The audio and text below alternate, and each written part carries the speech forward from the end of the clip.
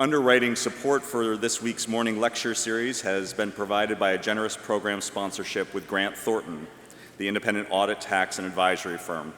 Grant Thornton is pleased to help lead the conversation on collaboration in the workforce, driving excellence to challenge traditional thinking, and shaking up the status quo to build something greater. Today's lecture by Arthur Brooks is sponsored by the John M. Wadsworth Lectureship on Free Market and Libertarian Principles. John was a psychiatrist and involved member of the Buffalo community, including as chair of the local Libertarian Party. He began visiting Chautauqua in 1983 and made it a vital part of his travels with his wife, Linda. They both became active Chautauquans, supporting in particular the Chautauqua Opera Company. John served on the board of the Chautauqua Opera Guild. Linda continues to support Chautauqua, sharing her summers with her children, grandchildren, and many friends. Please join me in thanking the Wadsworth family as well as Grant Thornton for their remarkable support.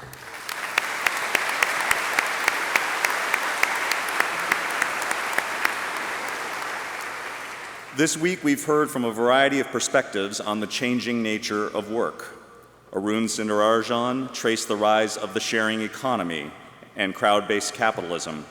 Kate Kazin offered thoughts on how our current education system underserves the future workforce and what can be done to fix it.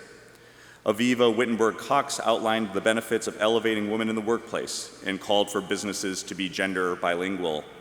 And yesterday, Jeremy Bailenson explored the implications of the rise of virtual reality and its potential to improve our communities and workplaces. We close our week today with an economist perspective. Returning to Chautauqua is Arthur Brooks, an economist, author, and educator currently wrapping up nearly a decade of service as president of the American Enterprise Institute. Dr. Brooks has authored 11 books with topics including the role of government, fairness, economic opportunity, happiness, and the morality of free enterprise.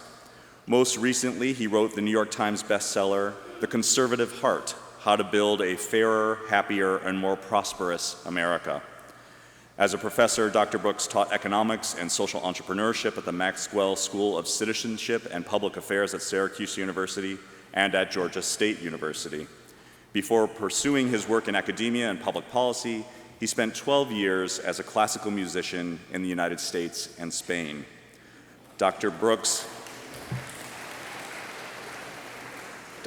received bachelor's and master's degrees in economics from the Thomas Edison State College and Florida Atlantic University, respectively, and a master's and PhD in policy analysis from the Pardee-Rand Graduate School. His lecture today is titled Work, Life, and Happiness After 50, From Strength to Strength. Please join me in offering a warm Chautauqua welcome to Arthur Brooks. Thanks.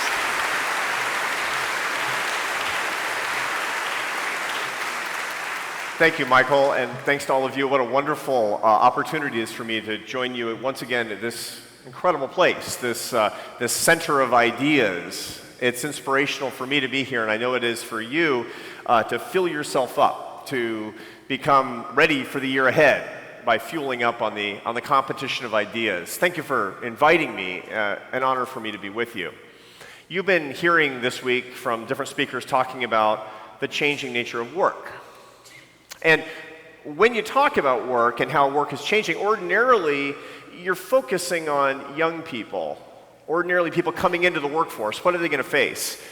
Well, I want to talk about work from a slightly different perspective, from a perspective that might be more consonant with the life experience of a lot of people here. And that's life and work and happiness after 50. I'm not just going to talk about how to work and how your work is going to change. I'm going to talk about how your work, no matter if you're working in the market or you're working as a volunteer or you're working at home, whether you're working for pay or not, how it can be more satisfying, make you more happy, and how you can change these ideas in your life and spread them to others. So if I do my job over the next hour, you're going to have some secrets to how work can improve your life and your happiness for the rest of your life. Now, that's a big claim, and I want to say one quick thing. A number of you, a few of you, a couple of you are under 50, okay?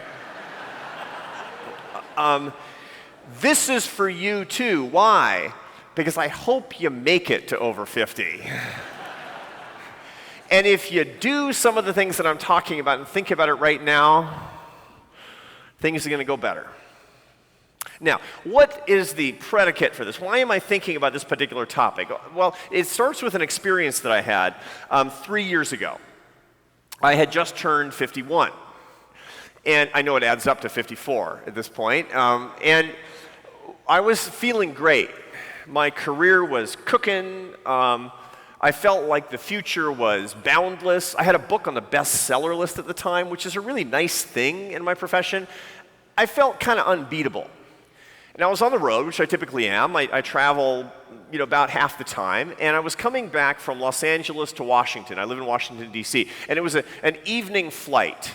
So it was dark inside the plane. And I had a very disturbing experience that led to this topic. I'm going to tell you what it was. I was sitting on the plane, I was working on my laptop, and I couldn't see the people around me because it was dark, but I could hear a couple behind me talking. I could tell that they were an older couple by their voices. I couldn't quite make out the husband's words, but I could hear the wife very distinctly. I wasn't trying to eavesdrop, but I couldn't help overhear. And here's what she said. After I heard mumble, mumble, mumble from the husband, I heard the wife say, "Oh, don't say that nobody cares about you and you have nothing to add anymore." Then I heard mumble, mumble, mumble, and I heard the wife say, "Don't say it would be better if you were dead." Now, I started to get a story together in my head about who this gentleman was. I thought, I bet he's disappointed with the course of his life. He was probably forced to retire after a lifetime of service as an accountant or a teacher or something, and he feels like he never really did anything big. So I have this biography I'm putting together. I'm a behavioral social scientist, so I'm really all about stories. And I was anxious to take a look at him. The lights go on when we land at Dulles Airport in Washington. Everybody stands up, and I turn around, and it's one of the most famous men in America. Somebody that I have known about since I was a little kid in the 70s. Somebody whose heroism in the 60s and 70s was unparalleled. Not political, not controversial, a hero to everybody, and you all know him. So this is blowing my mind, because somebody who's a hero to all of America shouldn't be disappointed. He should be glowing in basking in his accomplishments. So we stand up and we're walking down the aisle to get off the plane, and this is kind of going through my head. I mean, and puzzling about this. And we go past the cockpit, and the pilot is standing there, and he's telling the passengers, "Thanks for flying United, folks," because they all talk like Chuck Yeager or something. and he looks past me, and he sees the hero, and he says, "Sir, I just want you to know that you've been my hero since I was a little boy." And I whipped around to look at him, and he was beaming. And I thought to myself, which is the real hero? The one who's full of pride and happiness right now, or the one 20 minutes ago who was bearing his soul inadvertently to me? And then I had a selfish thought, which was this: how can I not wind up like that? That's where I was. How can I not wind up? Now, I'm no hero. I'm not this guy. I'm not famous. But how can I, after a life of some accomplishment, wind up happy and not disappointed? And I started a quest that I'm going to take you on, because I think I found the answer. Here's my quest. I'm going to answer 2 questions today. Number 1, what can I expect naturally for my happiness over the rest of my life? What can you expect, no matter where you are in age? And second, what can I do to make the second half of my life and my work really great? Now, let me start by giving you a word about my sources, because I'm going to tell you a whole bunch of research and a whole bunch of findings. I'm a behavioral social scientist, as I told you about before, so I'm going to give you a bunch of behavioral psychology and economics, and I'm going to tell you about a bunch of brain science, but I'm also going to give you a bunch of art and music, Okay, this is Chautauqua, so it's appropriate. But there's a very special reason for it that you got a little bit in Michael's very generous biography of me. So rather than telling you why I'm so dependent on art and music, I want to show you. Okay, so 30 seconds of explanation. This is the end of Shostakovich's Sixth Symphony, written in 1949, the Presto movement. Okay, 30 seconds, and you're going to understand in a minute the source of why this is something that gives me inspiration and even a source of my own expertise. Shostakovich's Sixth Symphony, 30 seconds.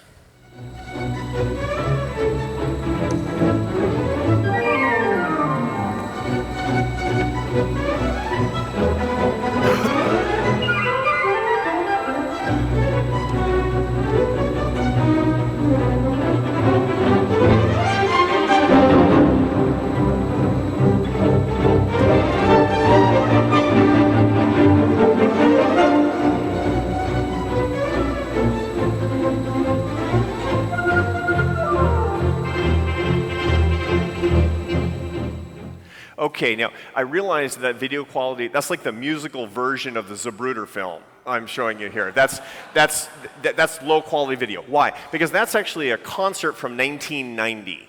That's the Barcelona Symphony Orchestra under the baton of the great Dutch conductor Franz Paul Dekker from Spanish national television. Why am I showing you this? Why? Well, the next 15 seconds of that concert is going to make it very clear why I'm showing you this. 15 more seconds.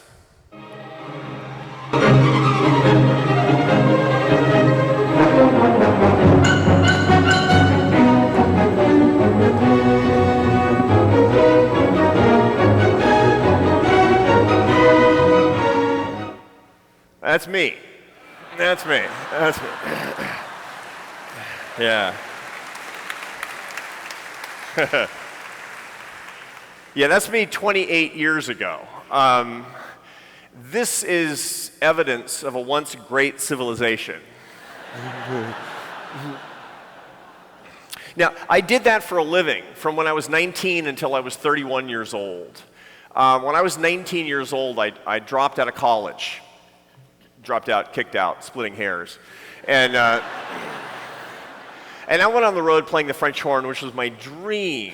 And I wound up in my late 20s in the Barcelona City Orchestra. And this is when this was taken. Only later did I go back. I got my degree largely by correspondence. I got my PhD. I became an academic. I became an economist. Big life change. Sometimes people ask, what is music and behavioral science, what does it have in common? And indeed, sometimes my worlds collide in very interesting and strange ways. Currently, I'm the president of this think tank in Washington, D.C., this big Washington policy institution full of scholars. And a couple of years after I took the job, I was hosting this big annual gala dinner in the Washington Building Museum. It was this huge 2,000-person dinner, all black tie, big event of the year. It was kind of like the prom or something. And it was very controversial that year because our keynote speaker was Benjamin Netanyahu. And I believe in a competition of ideas, so some people liked it and some people didn't. And we had lots of protesters. It was great. And it was interesting, and I was very satisfied with it. It went really well. And about 11 o'clock at night when it was finishing, I was, people were packing up and leaving, and I was feeling good about myself. And the band I had hired was coming down off the bandstand, and the drummer starts walking over to me. And he comes up to me and he says, Are you Arthur Brooks, the French horn player? And I said, yeah. And I recognized him. It was a drummer I'd made 2 albums with. See, I'd traveled for 2 years with Charlie Bird, the jazz guitar player, and it was Charlie Bird's drummer. We'd made 2 records together in the 80s. And he says, man, and I said, how you doing? And he says, great. Are you the boss of all this now? And I said, yes, I am. And he looks at me for a long time and he says, what happened to you, man?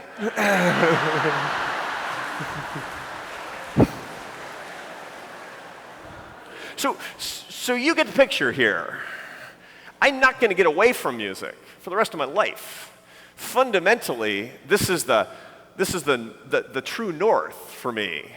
That's why I love Chautauqua, Because you understand this. You understand that truth and beauty come together, that art and science come from the same mother lode.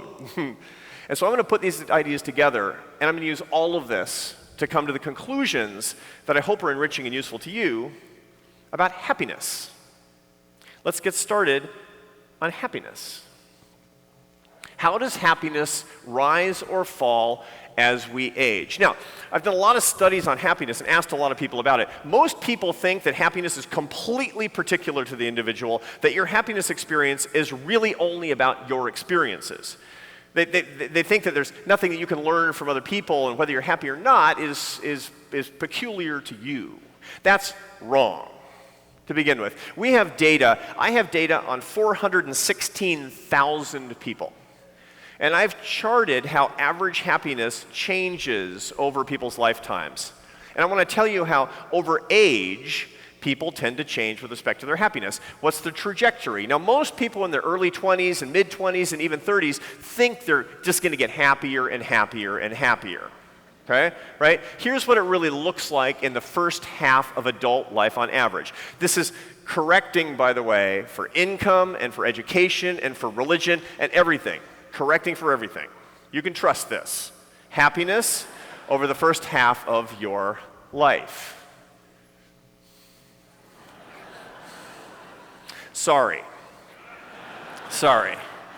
Now, this doesn't correct for gender. This mixes men and women together. And what you find typically is that both genders decline, but men decline more.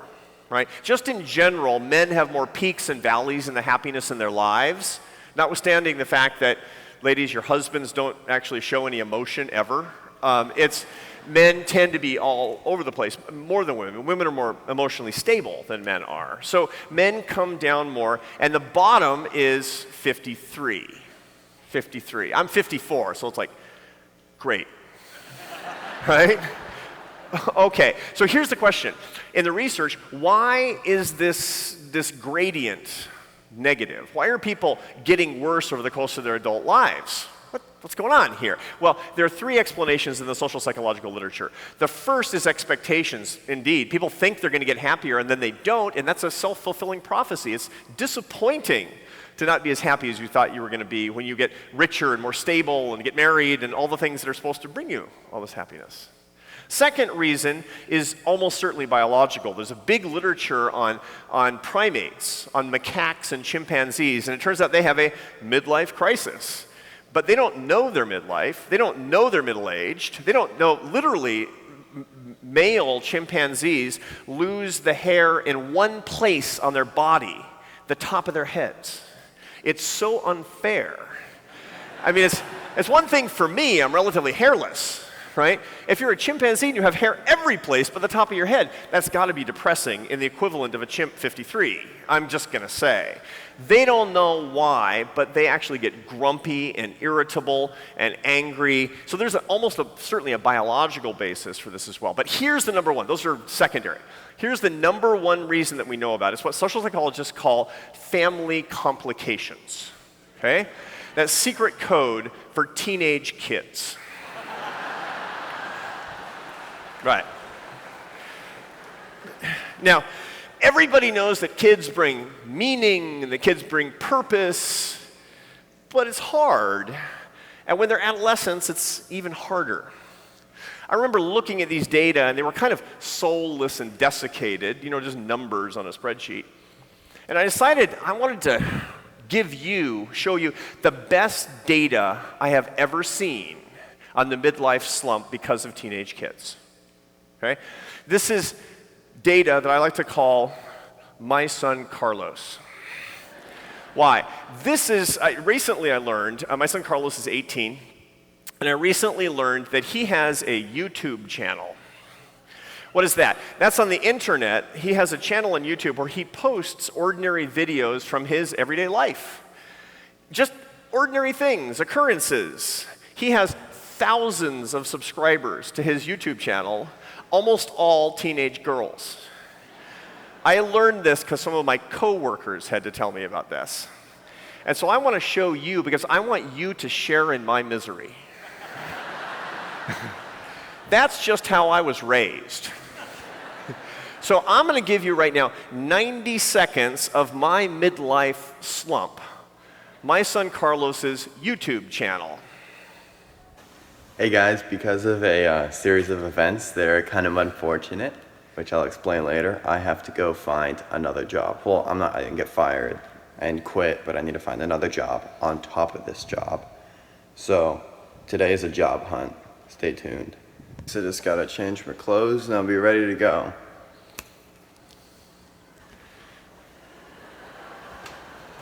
Alright, so one last thing before I head out. I gotta revise my resume, make sure it looks all spiffy. Alright guys, I have finished my resumes. Let's go. I'm so stupid. So there's no contact information on the actual resume. I'm an idiot. Stupid idiot, you stupid idiot, Carlos. So basically right now what I'm doing is I'm going home. I need to get the contact information on the resume, and then I need to go back and just be like, take my new resume please, and I don't know, what do you guys think?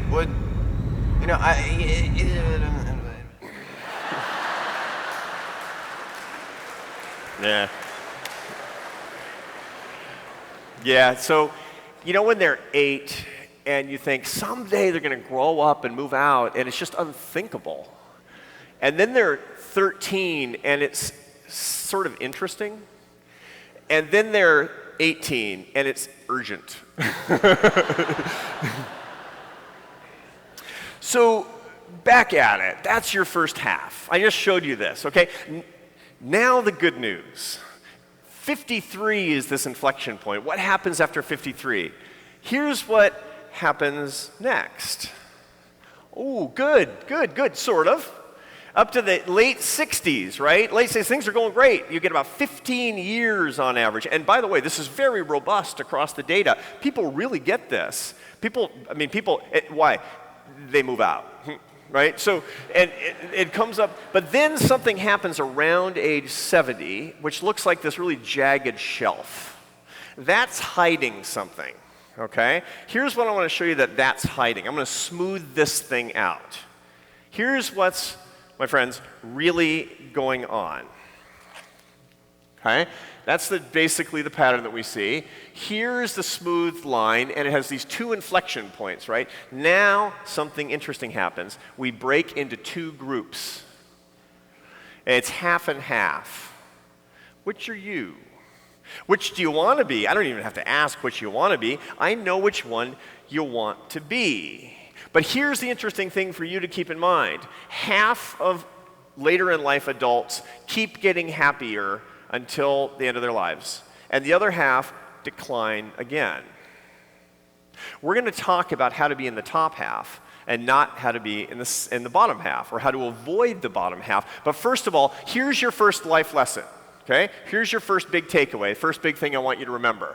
Happiness, it declines and then it rises, but it contains a ton of uncertainty, and at the end, it depends on our actions. Get on the upper path, avoid the lower path. How? How?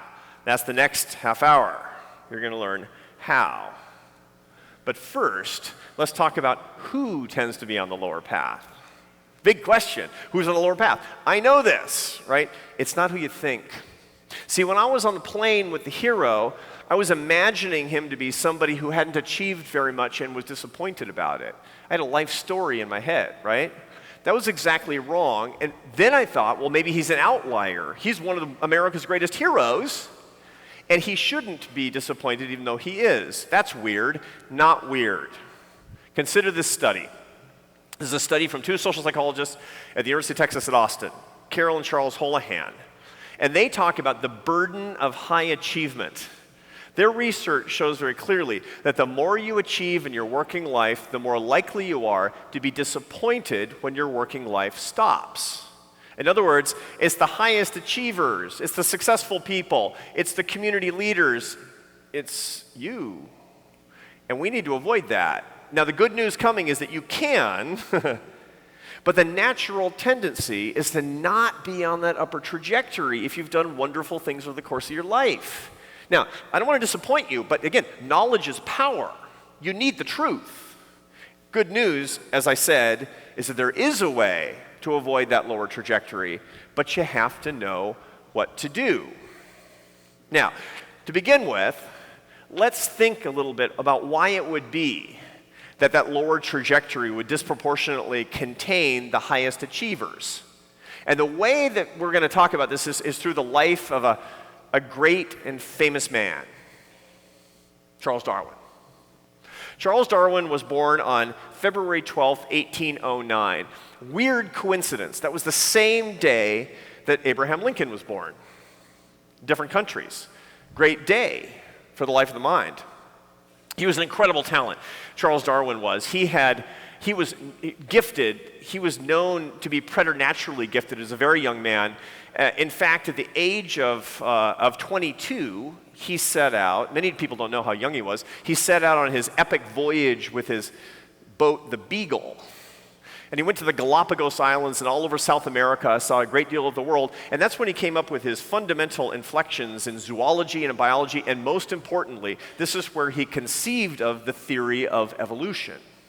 By the time he was 27, he had made his great discoveries. He spent the next 30 years elaborating his great discoveries that he had made by his mid-20s. Most people don't realize that the theory of evolution was developed over this 3-decade period. Now, nothing could hold him back. He was rich, he was famous, he was a hero all over Europe and indeed all over the world. But then in 1866, at the age of 57, something happened. He missed the next great inflection thinking. Gregor Mendel, who was a Czech monk and priest, invented the field of genetics. It was a highly mathematical and statistical field, and Charles Darwin didn't have the technique. Charles Darwin didn't show up for math class as a kid. And the result was that the only way he could stay at the cutting edge of his own field was to rely on information he didn't have. And starting in 1866, Charles Darwin started to be passed up, to fall behind. Never again was Charles Darwin at the vanguard of the field that he created. And here's how he talked about it to a very close friend. I'm rather despondent about myself. I have not the heart or strength at my age to begin any investigation lasting years, which is the only thing which I enjoy. This underestimates the real suffering that he was enduring. Charles Darwin fell into a deep depression that lasted the rest of his life because decline happened to Charles Darwin. Now, high achievers suffer the most. Why? Why? Because they have the farthest to fall. See, it makes sense, doesn't it? If you don't do anything, you have nothing to come down from. But here's the physics of success.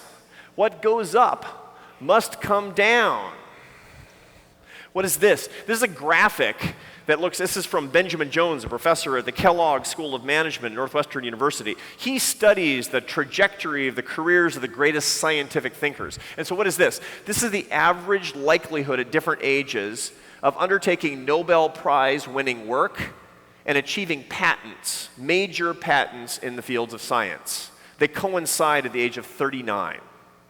And they fall off dramatically after that. The likelihood of doing major scientific work at 70 is the same as it was at the age of 20, which is basically 0.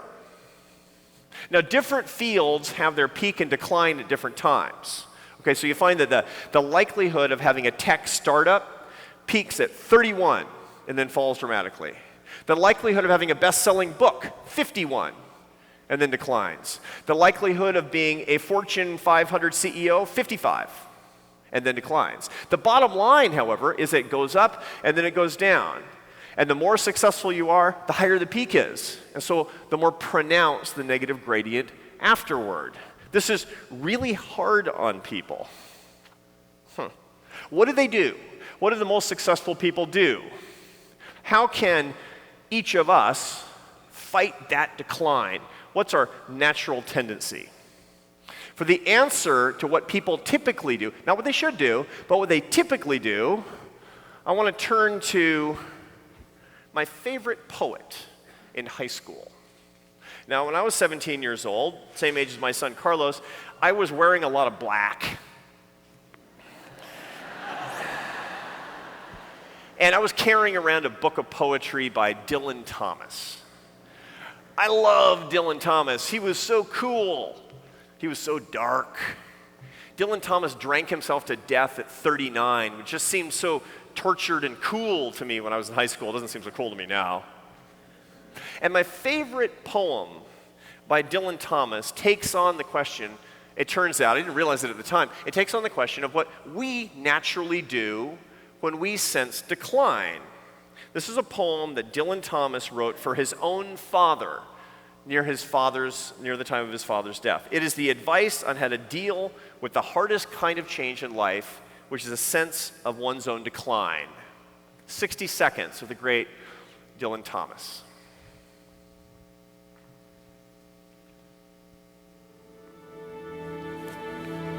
Do not go gentle into that good night. Old age should burn and rave at close of day. Rage, rage against the dying of the light. The wise men at the end know dark is right, because their words had forked no lightning. They do not go gentle into that good night. Good men, the last wave by, crying how bright their frail deeds might have danced in a green bay. Rage, rage against the dying of the light. Wild men who caught and sang the sun in flight and learned too late they grieved it on its way. Do not go gentle into that good night. Grave men near death, who see with blinding sight, blind eyes could blaze like meteors and be gay. Rage, rage against the dying of the light. And you, my father, there on that sad height, curse, bless me now with your fierce tears, I pray. Do not go gentle into that good night. Rage, rage against the dying of the light. Good advice. Good advice. Turns out, I know a thing or two about decline. When I was 22 years old, as a French horn player, the world was my oyster. I would play in places like this, and it would go well. And it looked like I was going to achieve my dream since I was 10 years old, which is to be the greatest French horn player in the world. Such a great country. You can have a weird dream like that, and it's normal. None of you laughed. Now you are. But then something happened. I realized that my playing was not getting better. It was getting worse. Hugely. I was 22 years old. It was hugely disconcerting. I spent the next 2 years going to the best teachers I could find, increasing my amount of practice. I was in a panic. I was making my living, but I wasn't getting better. I was noticing that pieces that used to be easy for me were hard, and things that used to be hard for me were impossible. It was getting worse. Well, since I was a kid, like most classical musicians, one of my metrics of achievement was the great concert halls that I would play. And the pinnacle of achievement as a concert French hornist, which concert hall do you think it is? Exactly right, Carnegie Hall. I got my Carnegie Hall debut when I was 24, at the end of this 2-year just agony of decline. And I thought to myself, this is going to be the beginning of the renaissance of my playing. I'm going to use this great opportunity, the best opportunity of my career, to turn my playing around. I got to the concert at Carnegie Hall that night, and I looked at the billet, the poster out in front of Carnegie Hall. My picture was on it. Right? And interestingly, I'm reminded of this because I got an advertisement from Carnegie Hall 5 years ago in the mail, and the photo on that advertisement was my Carnegie Hall debut. And here it is. Again, I'm the guy with the hair and the French horn. It was actually for Carnegie Recital Hall, which is why they bill it as intimate. Rent the hall, is what they're basically saying. And it brought back this flood of memories. Let me tell you about my Carnegie Hall debut. I thought it was going to be a metaphor for my resurgence. Instead, it was a metaphor for what was really going on in my career. Things were going great in that first half. Playing well with my quintet, things were great.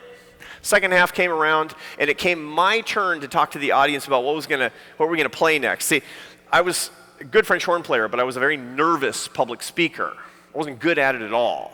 So I practiced my speech and practiced my speech. Very nervous. And I got up out of my chair, that chair right there, and I walked toward the front of the stage, wasn't paying attention, and my foot went a little too far, and I fell into the audience. My friends, I fell into the audience at my own Carnegie Hall debut. That was a metaphor for my decline. I was thinking, God is sending me a signal here. And I went home after the concert that night humiliated and depressed and wondering if that's what the New York Times would report.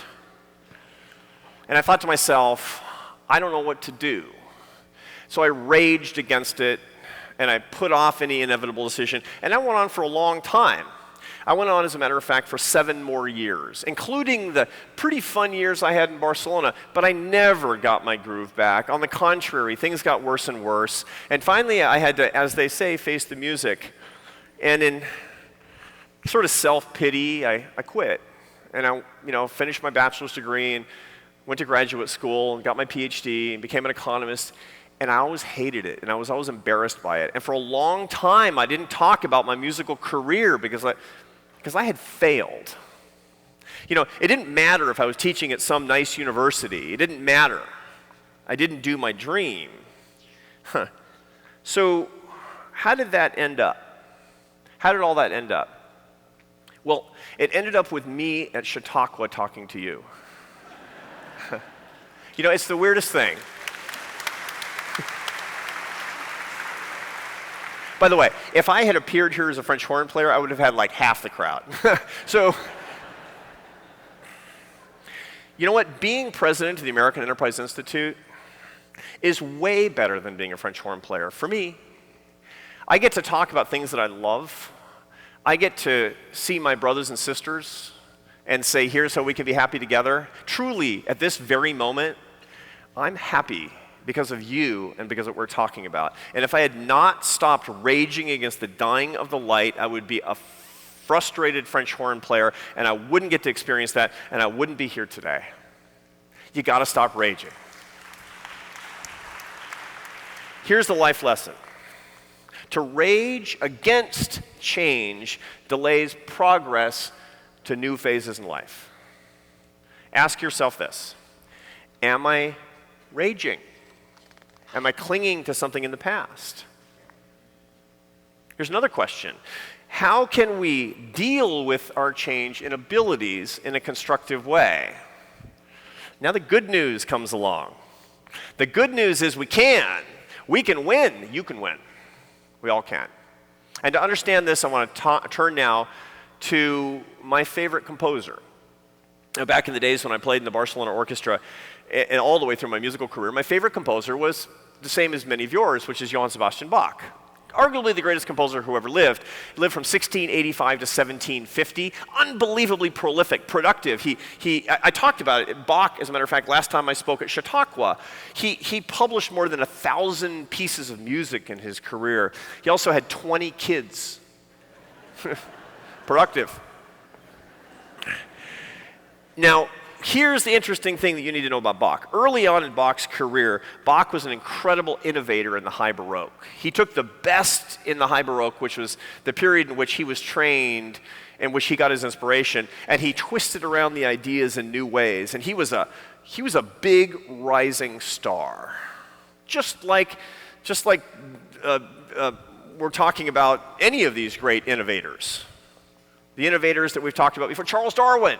Bach was like Charles Darwin.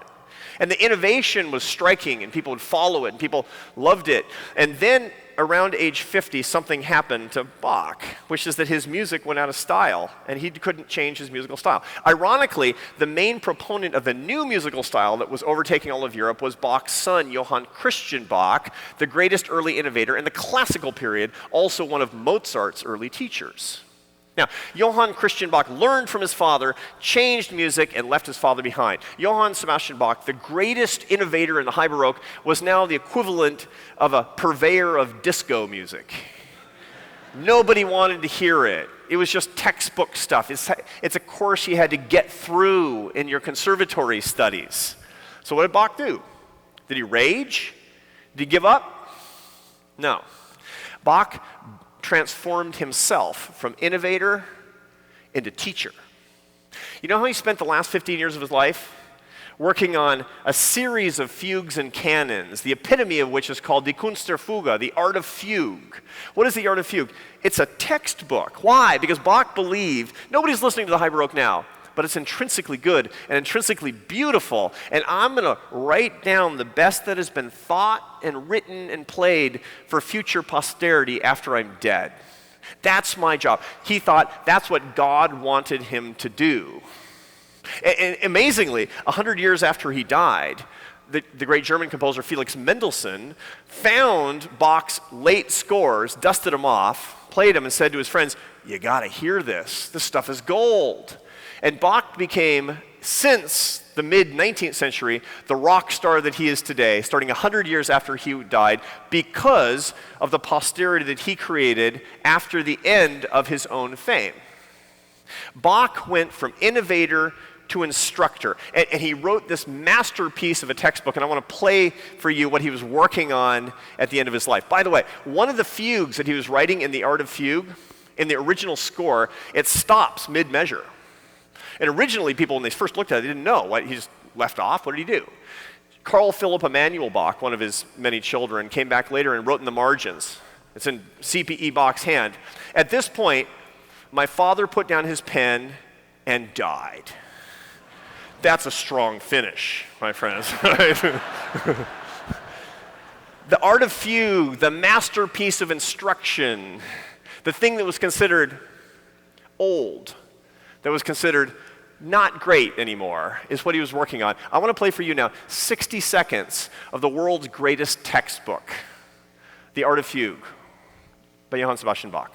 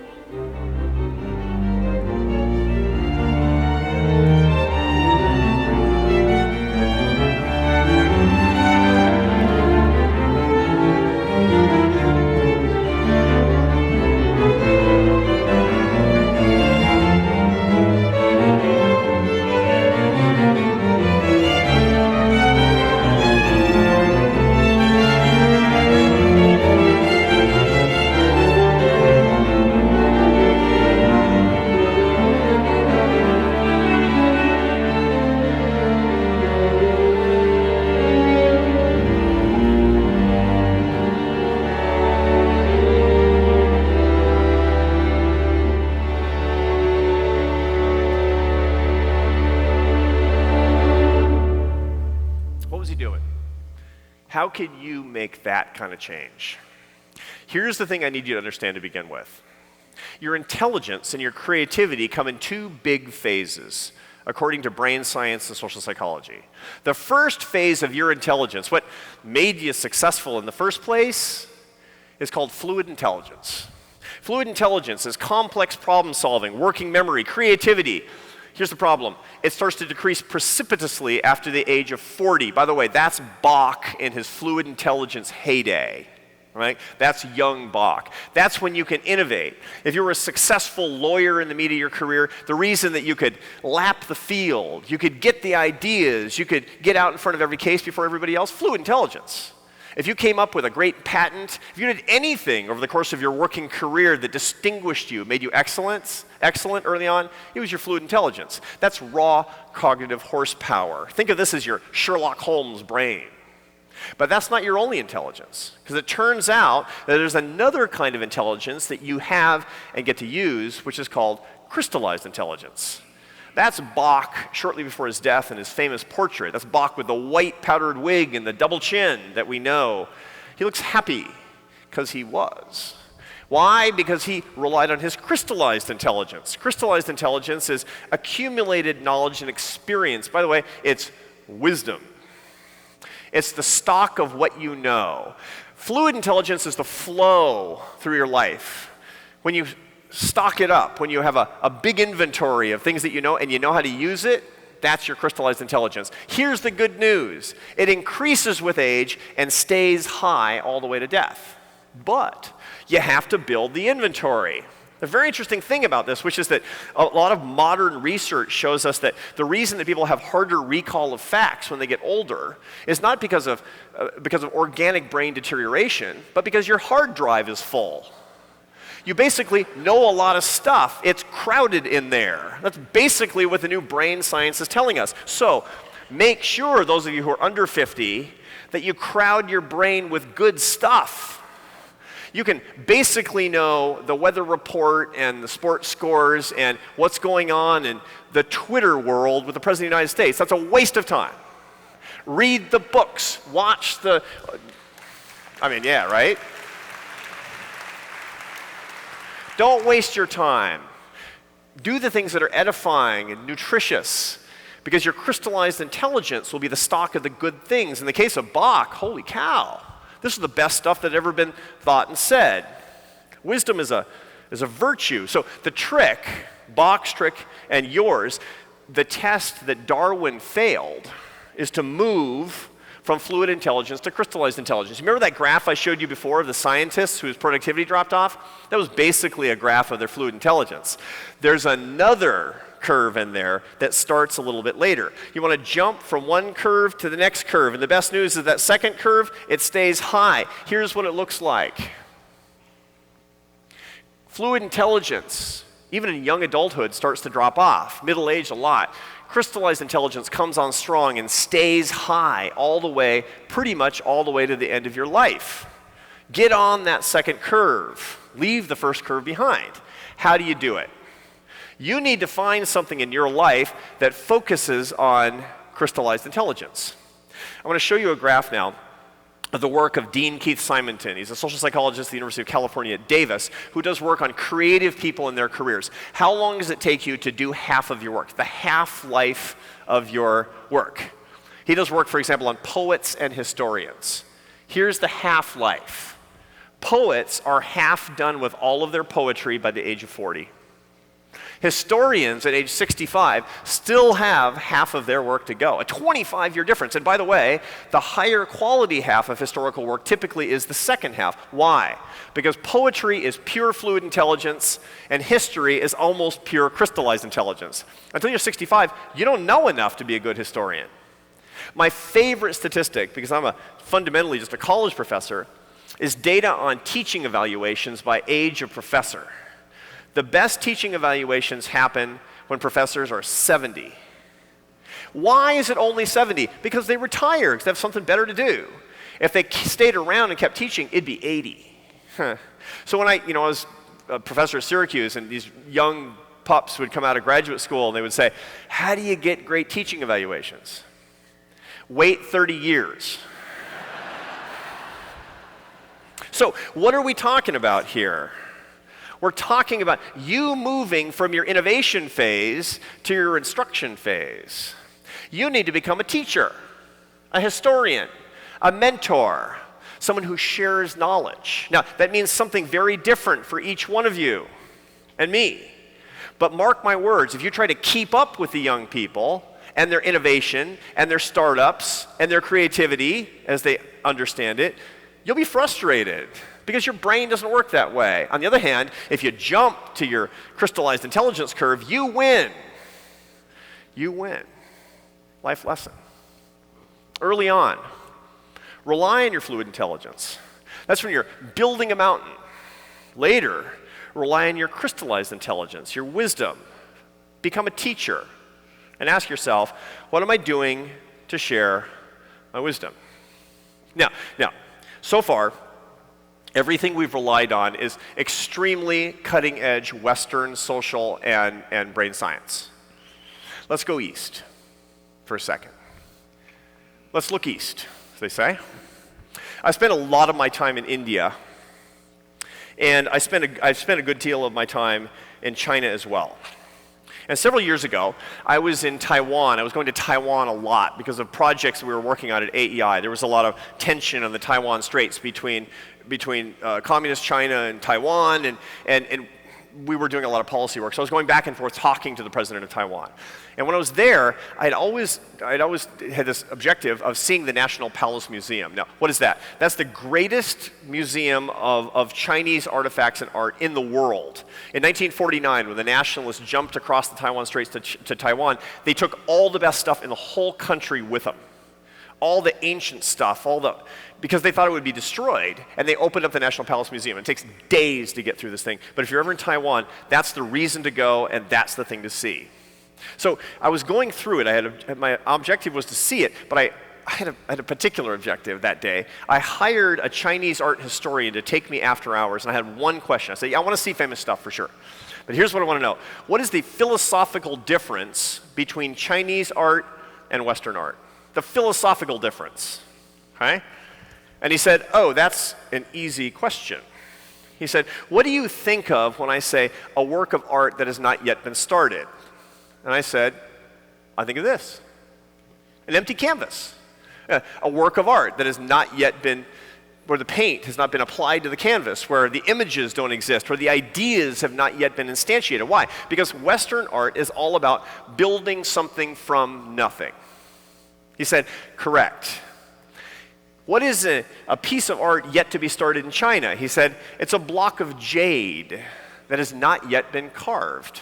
Why? Because the art exists inside the block, it has just not yet been revealed. In other words, he said, art for you is adding things, art for us is taking things away.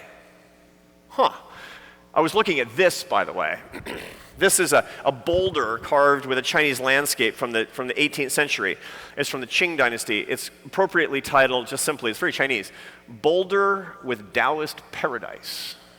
His point was, it was in there all along. You just had to find it. The Taoists say, how do you carve a horse and rider out of marble? Just take away all the parts of marble that don't look like a horse or a rider. That's Chinese in the way that it's actually all of the East thinks about the true essence of something being revealed by taking away everything that's not the true essence of that thing. Now, why am I talking about this? Because that's not just a metaphor for art, it's a metaphor for life. The whole first part of your life, your success, your happiness is all about adding stuff. More work, more family, more experiences, more relationships, more possessions, right? But you get to the point where that doesn't cut it for you anymore. And the reason for frustration, to a very large extent in the second half of life, is adding a boat doesn't get you anything. Adding another house gets you nothing, right? Why? Because in the second half of your life, you have to stop treating yourself like a Western canvas. You have to start treating yourself like a Chinese block of jade.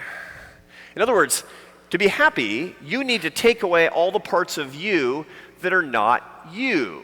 You need to take away the experiences that are superfluous, the possessions that are outside of your interest. You have to get rid of the relationships that are unproductive. It's all detritus. Jettison it, because you're in there, but it's too crowded for you to see you. Common source of frustration of people.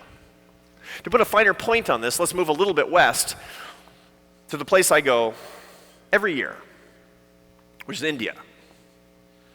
Now, there's a doctrine in Vedic wisdom called vanaprastha. Vanaprastha in Sanskrit comes from two words, van and prastha. Van means forest. Prastha is a retirement into. I don't mean retirement as in retirement from your job. That means walking backwards into the forest.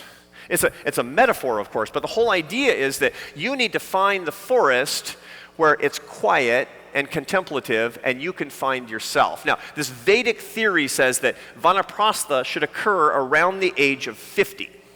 Around the age of 50, you need to jettison all the parts of you that distract you from the retirement into the forest. It's a very strong idea. The key strengths that you need to develop are contemplation and service to others, key, especially through instruction to younger people.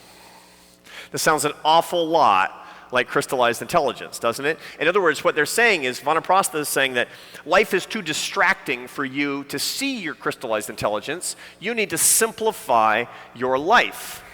You need to step back. The true you is faith and family and friendships and teaching.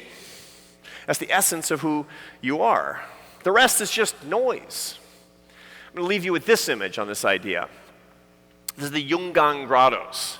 This is in far western China. This Buddha is carved out of a 7-story mountain. It was finished in the year 453. 40,000 full-time stone-cutting artisans worked on this for decades. It's an incredible masterwork. The first half of your life is the mountain that Buddha's inside.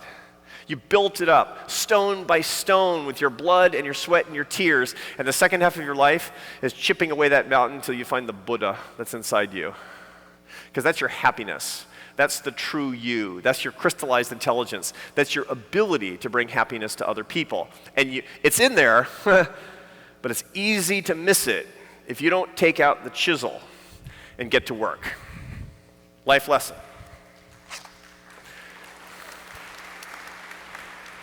Early on, add and build it up to your life and career. Second, subtract until you find your true self. Question, what do I need to take away from my life this year? You need a goal. You need a list of things, not that you're going to add. Forget your bucket list. You know what your bucket list should be? Stuff you're going to take out of your bucket. It's your new bucket. Okay, now, a little sleight of hand I've done here, which is that I've talked about this as your project on you. But one quick question we need to ask is, are you alone on this journey? We have a tendency to think that we are. You know, a big illusion that we often have is seeing our lives, seeing who you are as the sum of your achievements and your abilities, right? Who am I? My name is Arthur Brooks. Who am I? I'm the president of the American Enterprise Institute. I used to be a French horn player. I have a PhD. I give 175 speeches a year. I love my job. That's actually not the true me, because that tends to look at me in a way that when those things inevitably go away, I lose me. I disappear when those things go away. That's why it's so frustrating. The Dalai Lama, with whom I work a great deal, told me that is an illusion. I said, what do you mean? He said, that's an illusion because you're seeing yourself as a solitary tree. This is how we see ourselves, particularly people of achievement. This great quote from the first Psalm, 3rd verse, he is like a tree planted by streams of water, yielding its fruit in season, whose leaf does not wither, and who prospers in all that he does. That, of course, is an aspen tree. Many of you have spent time out west, and you know how beautiful and stately, gorgeous they are. When that tree dies, it ceases to exist.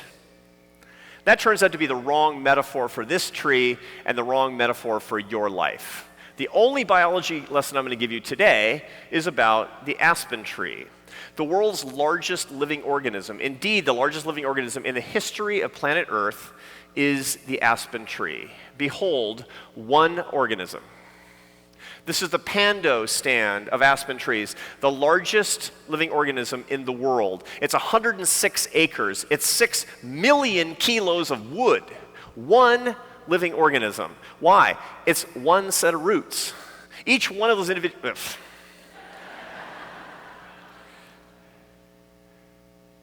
Try again here. There. Hey! I mean, I got to look at my slides here before.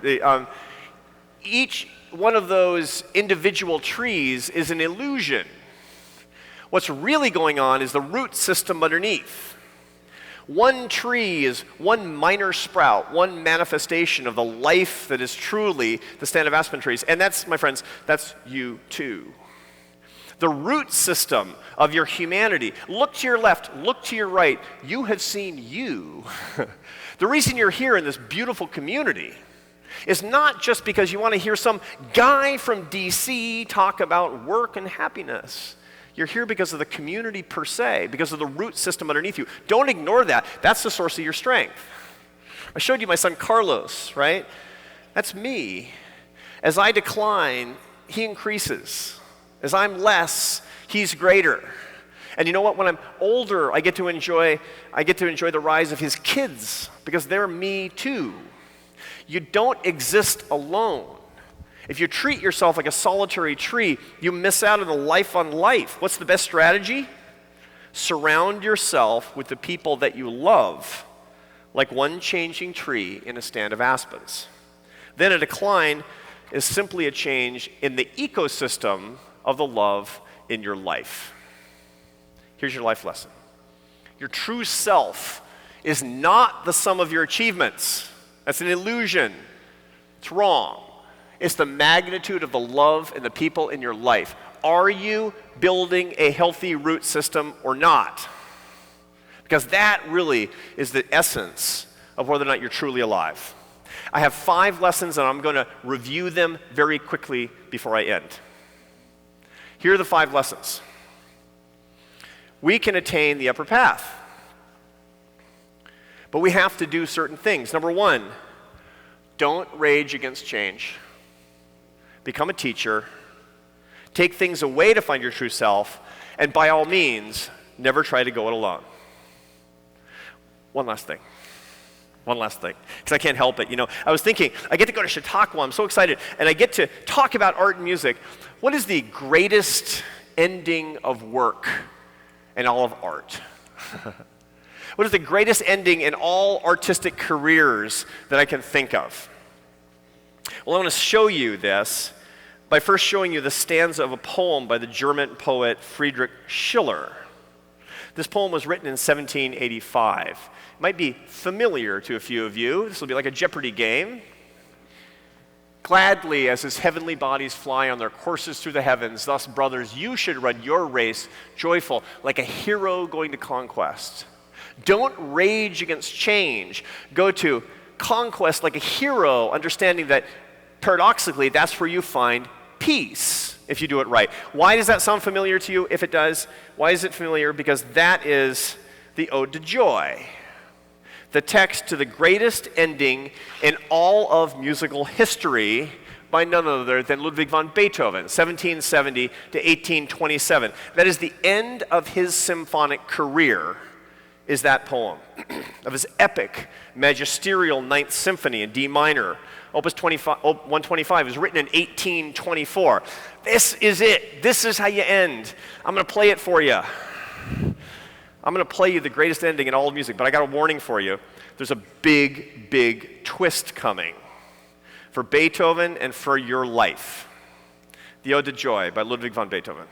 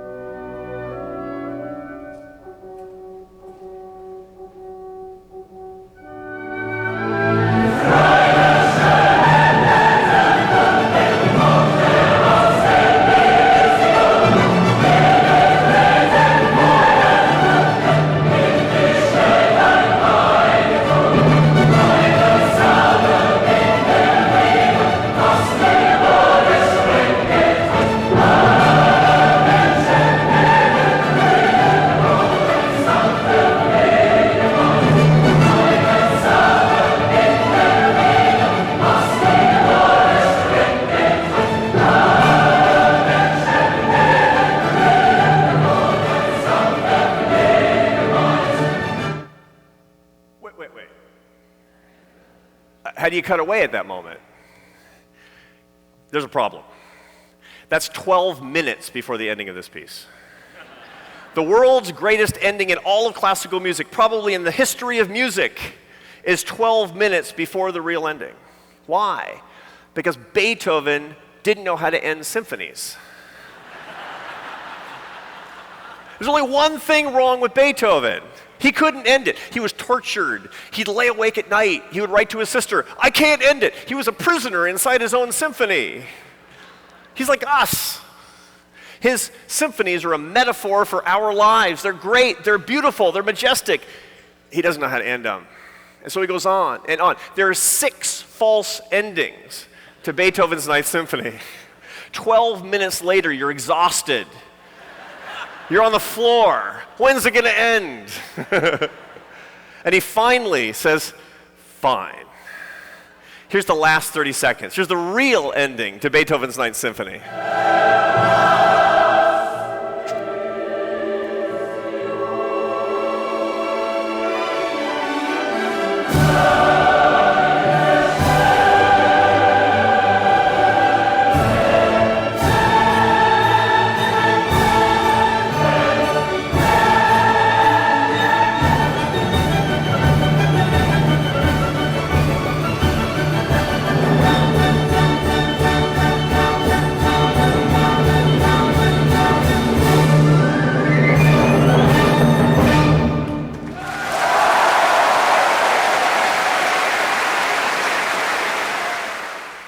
Not bad. My symphony may or may not end like that. But it can still be great, and so can yours. But I need you to remember 4 things. Don't rage against your change. Teach others. Take things away that aren't the real you, and surround yourself with love. I'm really grateful to you for spending this hour with me. What a privilege it is to share ideas with you about our lives. I truly hope that you find the happiness that you deserve. My only last words, I guess, are thank you and God bless you, and may you go from strength to strength.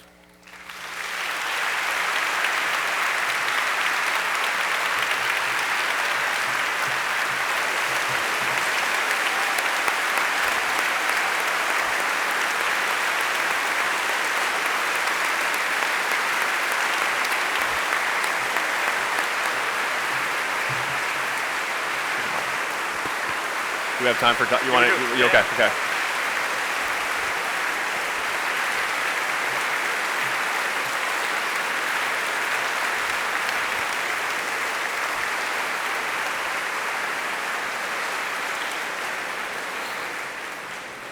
What an uplifting and wonderful way to end our week on work. We know that several Chautauquans are rushing off to other programs and activities, and if you're among those, we ask you to do that as quietly as possible so that we can round out our conversation with a few questions. Ushers have pieces of paper if you don't have your own, and you can also submit questions via Twitter using the hashtag CHQ2018. So one of the folks that are in the innovation side of this, the fluid intelligence side, texted me in the middle of this, Arthur, and said, "You've given us a prescription for the beginning, you've given us a prescription for the end. What do we do in the middle?" Hold on. Try to find Carlos a job.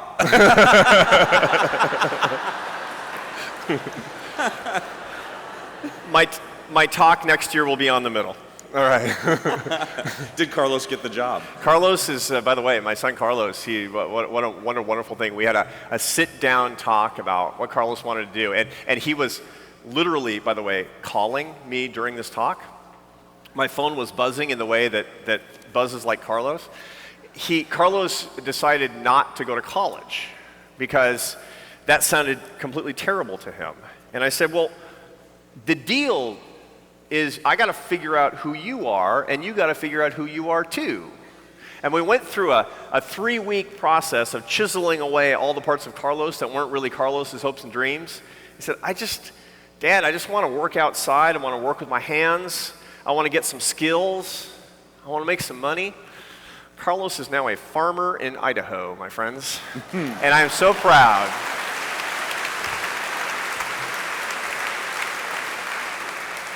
A member of the audience asks, is there a relationship between crystallized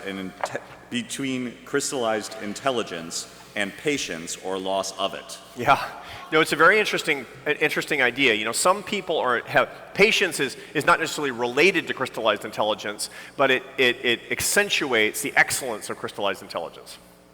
Patience is, some people have more of it, some people have less, but everybody can acquire a greater amount of patience, and that is one of the most important qualities that you can have as somebody who's trying to exhibit crystallized intelligence. Now here's the problem. Fluid intelligence, generally speaking, doesn't require very much patience and sometimes rewards impatience, right? So you get really good at being a hard-charging lawyer. You get really good at being a motivated and ambitious surgeon.